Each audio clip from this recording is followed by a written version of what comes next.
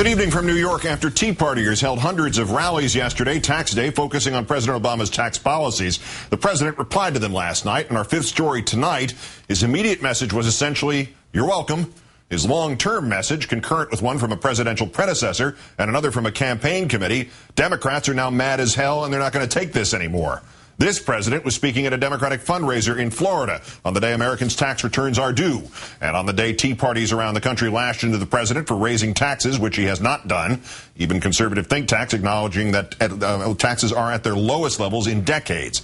As the president reminded them last night, he has lowered taxes for just about everyone, except, of course, rich people, which should tell you something about who's behind the Tea Parties. Since today happens to be tax day,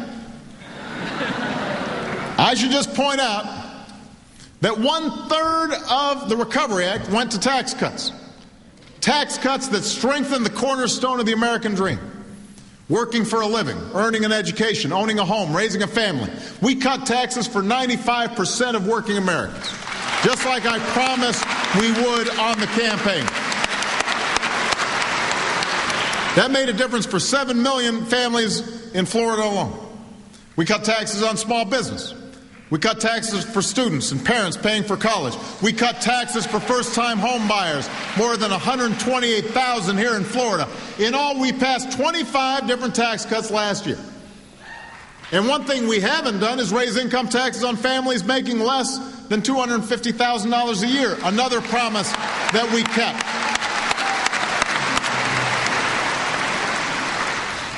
So I've been a little amused over the last couple of days where people have been having these rallies about taxes.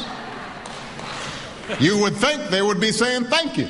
That's what you'd think. One of the speakers at the Capitol's Tea Party rally yesterday, Republican Congresswoman Michelle Bachmann, did not say thank you, although her sentence essentially ended with the word something you. She referred to the duly elected government of the United States as, quote, the gangster government. In an interview with the New York Times later that day, former President Clinton responded to Bachmann's remarks. They are not gangsters, Mr. Clinton said. They were elected. They are not doing anything they were not elected to do. Mr. Clinton referred to Ms. Bachmann's remarks while making a bigger point about political speech, quoting again, "You can attack the politics, criticize their policies, don't demonize them, and don't say things that will encourage violent opposition." Mr. Clinton was speaking on the eve of his keynote address today for a symposium marking the 15th anniversary of the Oklahoma City bombing, which targeted a government building, which housed a daycare center, and which was committed by anti-government terrorists in 1995, after several years of right-wing attacks depicting the Clinton administration as un-American and a threat to traditional American values. Let's bring in MSNBC political analyst Richard Wolff, also, of course, author of Renegade, The Making of a President. Richard, good evening. Good evening, Keith. Are these Clinton and Obama pushbacks utterly coincidental, or is there some sort of sense of Democratic leaders finally drawing a rhetorical line in the sand?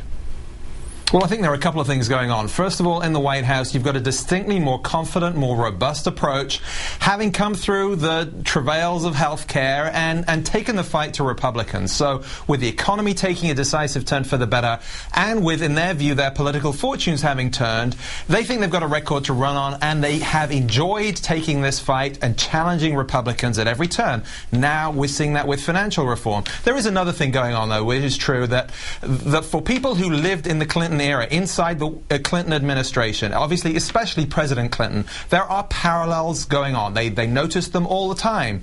Not just because of healthcare, not just because of the economy, but because of this inchoate sense of anger out there, this cultural dislocation that President Clinton was talking about. So there are parallels with the culture, with the politics, but I also think there is a new sense of vigor from this White House.